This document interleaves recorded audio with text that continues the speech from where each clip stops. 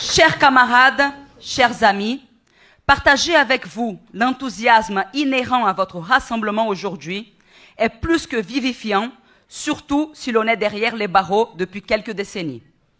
Permettez-moi, au début de cette courte intervention, de vous saluer toutes et tous, vous souhaitant d'intenses moments d'échange et de profondes réflexions éclairant les perspectives en vue d'aller de l'avant du cheminement de la lutte, sur le cheminement de la lutte, pardon. Camarades, comme vous voyez, les contradictions interimpérialistes occupent ces jours-ci le devant de la scène internationale. Rien ne laisse supposer qu'elles vont s'atténuer de sitôt. Sur fond de crise globale du système capitaliste mondial, ces contradictions ne peuvent que s'exacerber de plus en plus et se propager au niveau planétaire. Trump est sérieux lorsqu'il menace d'écraser le Canada et lorsqu'il annonce un plan pour nettoyer Gaza et déporter les Palestiniens en Égypte et en Jordanie. Il est tout aussi sérieux lorsqu'il annonce soutenir la colonisation israélienne de Cisjordanie. Camarades, les contradictions interimpérialistes qui s'expriment en Europe pour le moment nous rappellent à tous qu'en espace d'un siècle, le capitalisme jette l'humanité au bord d'une guerre mondiale pour la 3e fois. La crise de ce capitalisme moribond, dans sa phase d'éradication avancée, est la crise du capitalisme réellement existant. Pas de sortie de crise dans le cadre de ce capitalisme, on ne répète jamais assez. La guerre est inscrite quelque sorte dans leur code génétique. Le capitalisme mondialisé est le capitalisme réellement existant aujourd'hui et l'agonie de son monde n'est autre que la lutte inexorable du capitalisme vers le communisme. Certainement, il y a place pour d'autres futurs que la soumission aux criminels diktats du capitalisme moribond et la barbarie de ces guerres impérialistes et interimpérialistes. Camarades et amis, cette crise qui ébranle les piliers du système impérialiste et aiguise de plus en plus les contradictions de tout genre, elle accélère partout ces jours-ci des divers processus de fascisation. C'est bien pourquoi l'entité sioniste, ce prolongement organique de l'impérialisme occidental, soit l'un de ces outils de cette fascisation, s'affiche sans embâche ces jours-ci. Depuis plus de 19 mois, et en dépit de tout l'arsenal de destruction mis à disposition de l'agression génocidaire, la criminelle armée d'occupation sioniste s'enfonce de plus en plus dans le sable de Gaza. Force est de constater, encore une fois, chers amis, chers camarades, que ce ne sont pas les capacités de destruction au service de l'impérialisme qui décident en dernière instance de la victoire ou de la défaite, mais plutôt les femmes et les hommes intimement liés aux masses populaires de leur pays et qui se battent contre l'occupation et pour la libération de leur peuple.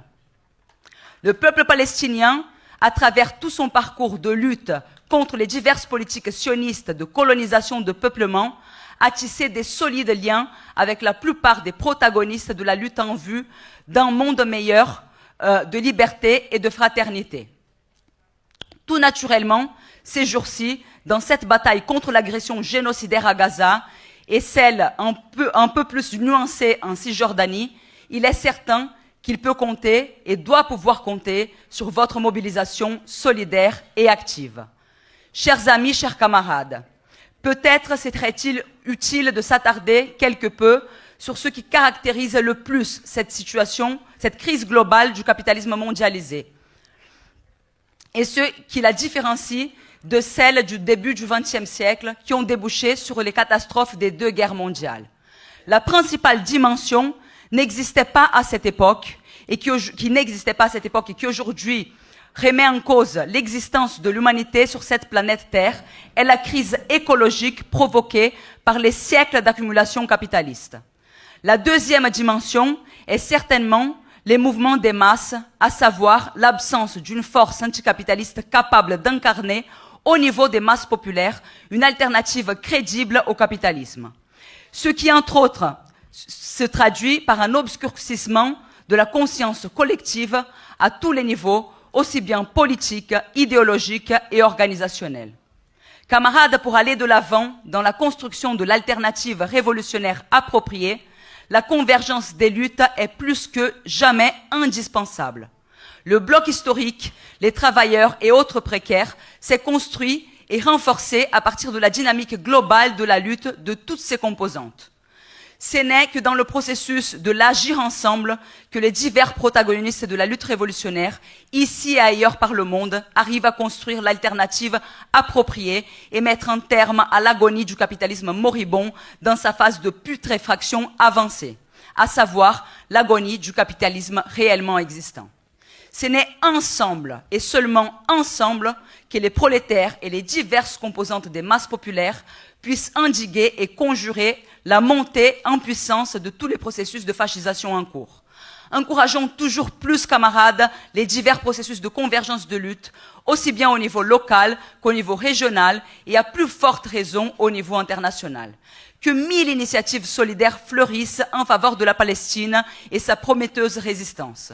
La solidarité, toute la solidarité avec les résistants dans les geôles sionistes et dans les cellules d'isolement au Maroc, en Turquie, en Grèce et aux Philippines et ailleurs de par le monde. Le capitalisme n'est plus que barbarie, honneur à tous ceux et celles qui s'y opposent dans la diversité de leur oppression.